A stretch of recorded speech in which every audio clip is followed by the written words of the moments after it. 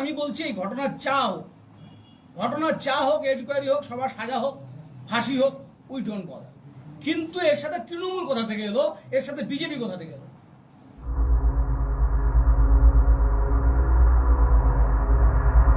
কোচবিহারের রুইডাঙ্গার দলের মহিলা মোর্চার নেত্রীর ওপর হামলার ঘটনায় সিবিআই তদন্তের দাবি জানালো বিজেপি। শনিবার তাদের এই ইস্যুতে তাদের আন্দোলনের উত্তপ্ত হয়ে ওঠে কোচবিহার শহর। পুলিশ লাইন চৌপতিতে রাস্তা অবরোধ করে বিক্ষোভ দেখান বিজেপি নেতাকর্মীরা। নেতৃত্ব দেন বিজেপি নেত্রী অগ্নিমিত্রা পল।